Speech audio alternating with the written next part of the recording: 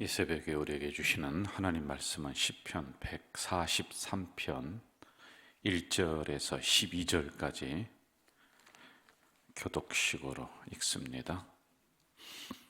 143편 1절에서 12절 우리 한 절씩 교독합니다. 여호와여, 내 기도를 들으시며 내 간구에 귀를 기울이시고 주의 진실과 의로 내게 응답하소서.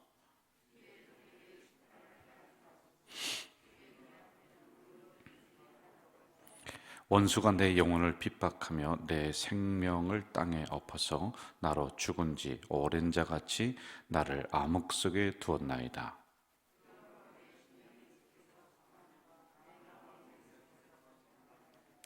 내가 옛날을 기억하고 주의 모든 행하신 것을 읊조리며 주의 손이 행하는 일을 생각하고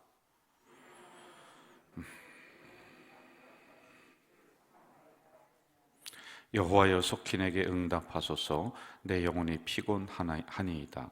주의 얼굴을 내게서 숨기지 마소서. 내가 무덤에 내려가는 자 같을까 두려워하나이다.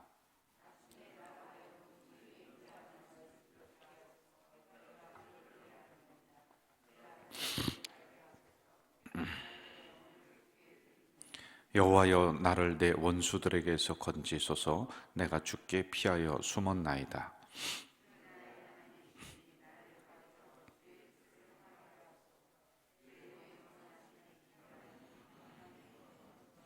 여호와여, 주의 이름을 위하여 나를 살리시고 주의 의로 내 영혼을 환난에서 끌어내소서. 주의 인자하심으로 나의 원수들을 끊으시고 내 영혼을 괴롭게 하는 자를 다 멸하소서. 나는 주의 종이니이다. 아멘. 오늘 우리가 함께 새벽에 읽었던 이 말씀은 굉장히 분위기가 무거워요. 어둡습니다. 이 시편이라고 하는 내용 자체가요. 자신을 암흑 속에 가두었다. 그리고 내 심령이 상한다. 내 심령이 참담하다. 이렇게 고백을 하고 있습니다. 이렇게 이야기하는 배경이 있어요. 이 압살롬이라고 하는 아들이 다윗에게는 있었는데, 이 아들이 어느 날 아버지를 향해서 칼을 들고 와서 아버지, 이제 그만 왕에게서 내려오세요. 내가 왕이 되겠습니다. 이런 배경을 가지고 있는 거예요. 그런데 압살롬 혼자만 그런 것이 아니라 그동안에 믿고 따랐던 부하들이 있습니다. 자기의 신하들. 그런데 어느 날 자기를 배신하는 거예요. 그리고 압살롬 편에 붙어서 자기를 왕에서 끌어내리고, 그리고 아들이 왕에 올라가도록 그렇게 뒤에서 모의를 하고 반역을 하고 배신을 하는 이런 배경을 가지고 있습니다. 다윗이 죽지 않으려고 맨발로 왕궁에서 도망쳐 나오면서 이 말씀을 이제 기록을 한 거예요. 자기의 신세가 너무 처량하다, 마음이 참담하다라고 하는 거예요. 이게 얼마나 마음이 괴롭겠습니까? 다른 사람도 아니고 그래 아들이 와서 칼을 들고 자기를 죽이려고 하고 왕에서 내려오라고 하고 믿었던 신하들이 배신을 하고 하는 이러한 참담한 상황을 맞이하면서 내 심령이 상합니다. 내가 마음이 무겁습니다. 라고 하는 이러한 자기의 마음을 토로하고 있다는 것이죠. 자, 1절 한번 좀 제가 읽을게요. 여호와여, 내 기도를 들으시며 내 간구에 귀를 기울이시고 주의 진실과 의로 내게 응답하소서. 자, 우리 3절과 4절로 한번 좀 가봅시다. 3절, 4절 같이 읽을까요? 시작. 원수가 내 영혼을 핍박하며 내 생명을 땅에 엎어서 나로 죽은 지 오랜 자같이 나를 암흑 속에 두었나이다. 그러므로 내 심령이 속에서 상하며 내 마음이 내 속에서 참담하니이다. 하나님을 향해서 자기의 상황을 귀를 기울여서 들어주십시오라고 하는 호소, 그리고 3절과 4절에서는 아주 구체적으로 자기의 상황을 기록을 해놓고 있습니다. 울면서 왕궁을 이 다윗이 빠져나오는 거예요. 그렇다고 아들을 죽일 만한 힘도 없고, 거기는 이미 수많은 사람들이 배신을 해서 그 아들 편에 붙어서 지금 다윗을 향해 이렇게 오고 있는 이런 상황들이란 말입니다. 아들의 배신, 믿었던 사람의 배신, 이게 더 마음을 힘들게 하고 있어요. 여러분, 인간은 배신의 동물인가 아닌가? 사람은 과연 믿을 만한가? 그렇지 못한가? 이게 이제 두 가지로 나눕니다. 성악설이 있고 성선설. 사람은 선하다. 그런데 성경은 뭐라고 하느냐? 사람은 악하다는 거예요. 이 악한 사람이 성령으로 거듭나고 말씀으로 거듭나면은 선하게 되는 존재지, 인간은 시편 51편에 보면은 어머니 뱃속에 있을 때부터 죄인이다. 그래서 그냥 두면은 죄에서 태어나서 죄를 짓고 살면서 죄 중에 죽는 존재가 인간이다. 그러므로 인간은 늘 배신하는 존재, 이렇게 결론을 내리고 있단 말입니다. 여러분, 우리나라 역사를 보더라도 누가 대통령을 죽이고 누가 왕을 죽입니까? 가장 가까운 데 있는 사람이에요. 믿었던 오른팔 같은 사람이 어느 날 권총으로 쏘고 어느 날 독살을 하고 그렇게 하는 거란 말이에요. 측근들이란 말입니다. 그래서 피를 나눈 것 같아도요, 인간은 급하면은 돌아서고 상황이 여의치 않으면은 배신하는 게 인간입니다. 특별히 세상에서는 이게 만연해요. 그냥 일반적인 일입니다. 그러나 성령으로 거듭나고 말씀으로 우리가 거듭난 심령들, 우리를 갈고 닦아서 말씀으로 훈련받은 존재들은 이런 것이 서서히 없어지고, 하지만은 원래 인간은 그런 존재다라고 하는 거예요. 그래서 옛날 어르신들은 이런 얘기도 있어요. 그 머리 검은 짐승은 거둬들이는 게 아니다. 이제 경험상 그렇게 이야기를 했겠죠. 자, 가장 믿었던 아들로부터 배신을 당한 다윗의 마음 아프죠. 그래서 4절에서는 내 심령이 속에서 상한다, 내 마음이 내 속에서 참담하다라고 하는 이런 고백을 하고 있어요. 5절로 한번 좀 가봅시다. 5절 같이 읽어봅시다. 시작. 내가 옛날을 기억하고 주의 모든 행하신 것을 읊조리며 주의 손이 행하신 일을 생각한다. 자, 옛날을 기억한다라는 것은 지금 다윗이 왜 이런 고난이 왔는가를 이제 기억하고 원인을 찾습니다. 그 다윗이 늘 했었던 게 그거예요. 어려움이 오면은 왜 이것이 왔는가? 그리고 이 어려움을 가지고 내가 어떻게 해야 될까? 그래서 그는 주의 성산으로 뛰어 올라가서 하나님 앞에 토로하며 기도한다, 이렇게 얘기했지 않습니까?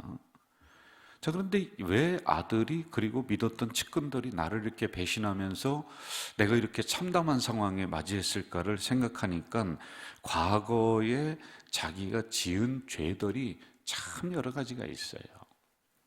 그 왕을 수행을 하면서 성경에는 기록되지 않았지만은 역사적으로 보면은 많은 사람들을 죽입니다.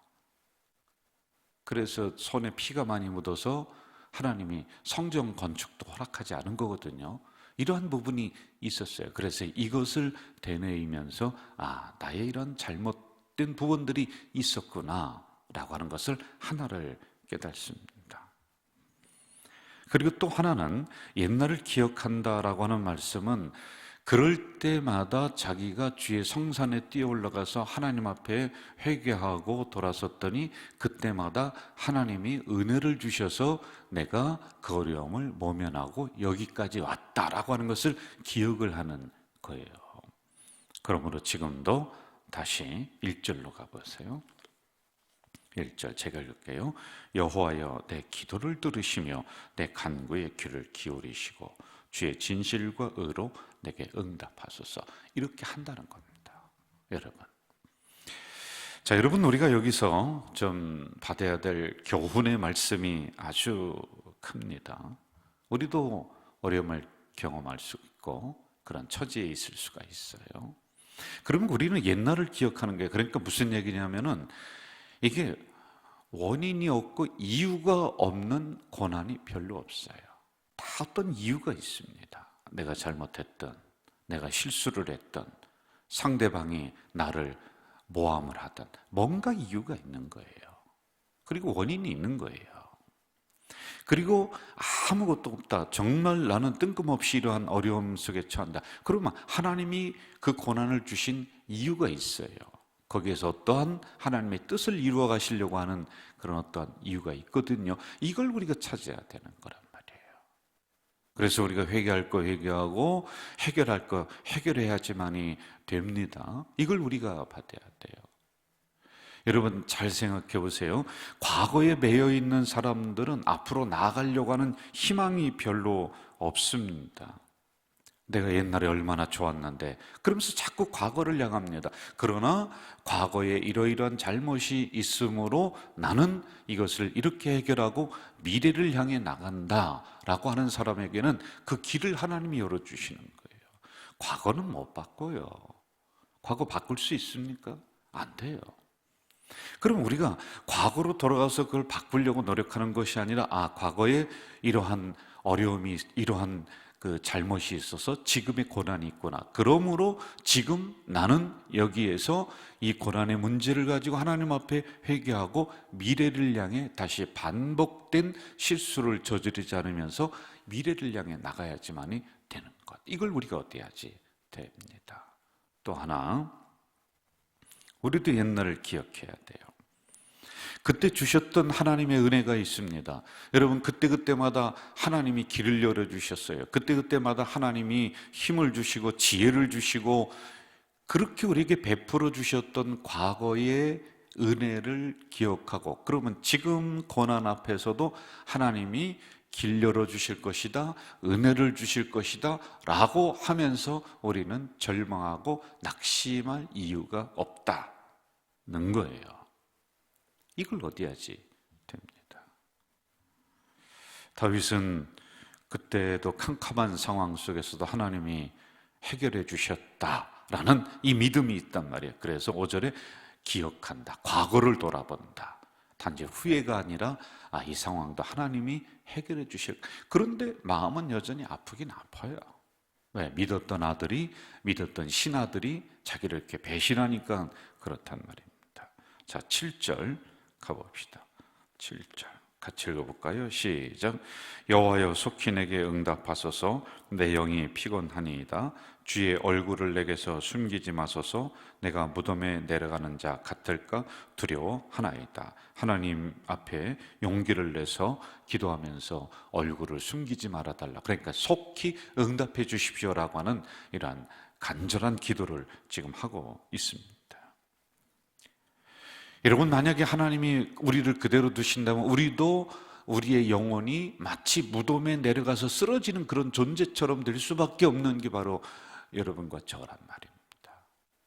그래서 하나님은 적절한 때에 다가오셔서 더 이상 낙심하지 않도록, 더 이상 지치고 상하지 않도록 하나님이 하나님의 때에 우리를 구원하시고 해결하시고 인도하실 줄 믿습니다. 자, 8절로 한번 가볼까요? 8절 시작. 아침에 나로 하여금 주의 인자한 말씀을 듣게 하소서. 내가 주를 의뢰함이니이다. 내가 다닐 길을 알게 하소서. 내가 내 영혼을 주께 드림이니이다. 제가 우리 가족 공동체에 와서 한 것 중에, 잘한 것 중에 하나가 잘 기억이 나지 않습니다. 여러 가지 일을 했지만 그래도 그런 것 중에 몇 개가 있는데, 하나가 뭐냐면은 특별 새벽 기도회를 1년에 2번씩 했었어요. 일주일씩 해서 겨울 1월에 한 번 하고 9월에 한 번 하고. 그런데 이제 코로나 시대를 맞이하고 이후부터는 1년에 한 번씩 고난 주간에 하자, 하여간 특별 새벽 기도를 하자, 이걸 이제 결정을 해서 꾸준히 쭉 끌고 왔는데, 어느 날 어느 장로님이 저에게 오시더니 참 마음 아픈 소리를 저에게 하더라고요. 목사님이 이 특별 새벽 기도회를 왜 하느냐는 거예요. 새벽 기도가 어디 성경에 있느냐, 성경적인 근거가 어디 있느냐. 그래서 제가 참 충격을 받았어요, 그때요. 그래서 제가 안 되겠다 해서 그 다음부터 새벽 기도의 성경적인 근거에서 A4 용지로 해서 여러분들에게 몇 번을 나눠줬어요. 기억 못하죠? 그 나눠줬어요. 왜냐하면 그게 있었기 때문에 제가 충격을 받아서 모르셔서 그러시겠지. 뭐 장로님이 되셨어도 뭐 모르시는 거는 또 모르시겠지 하고 제가 그 다음에 그걸 다 근거를 찾아서 새벽 기도는 구약에는 이러이러한 것이 있습니다. 그리고 신약으로 넘어오면서는 예수님이 새벽 미명에 일어나셔서 이렇게 기도했다라고 하는 그런 근거를 다 찾고, 그리고 새벽에 이제 만나가 내렸다, 응답의 역사예요. 새벽에 홍해가 갈라지고 하는 이런 것들을 다 해서요, A4 용지로 이렇게 해가지고 성도들에게 몇 번을 제가 나눠줘서 교육을 하고 이렇게 했었던 기억이 나요. 자, 오늘도 보세요. 다윗도 새벽 사람입니다. 아침의 사람이 아침에 주님을 향해서 호소하는 거예요. 그리고 아침에 하나님의 음성을 듣게 하옵소서. 새벽에 하나님의 음성을 듣고 우리가 시작하는 거예요. 여러분, 한국 교회가 이렇게 부흥되고 온 이유 중에 하나가 뭐냐면 다른 세계 모든 교회가 거의 못합니다. 그런데 우리나라만 유일하게, 거의 유일할 것 같아요. 새벽 기도가 이렇게 활성화되는 교회가 나라가 별로 없습니다. 새벽은 하나님의 음성을 듣는 시간이고, 하나님의 하늘의 문이 열리는 시간이고, 그리고 응답이 내려오는 시간이 새벽이란 말이에요. 그래서 우리는 무슨 일을 하기 전에 첫 번째 하나님 앞에 일어나서 우리가 예배드리고 기도하고 음성을 받고, 그러면서 우리가 하루를 시작하는 이러한 정말 좋은 전통이 우리들에게 있단 말입니다. 이것은 우리가 억지로 만들어낸 것이 아니라 성경에 나오는 근거를 가지고 우리 한국교회가 꾸준하게 해왔던 것 중에 하나이다라고 하는 것이죠. 그래서 여러분, 새벽은 응답의 시간이요, 새벽은 하나님의 말씀이 내려오는 시간인 줄로 믿습니다.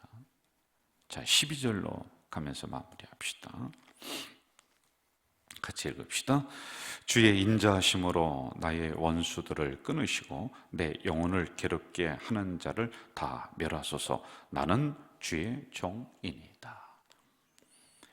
우리들 마음을 딱 사로잡는 단어 하나가 있는데, 나는 주의 종이니이다. 이걸 다시 푸른다면은 나는 하나님의 자녀입니다. 이런 자긍심, 자부심.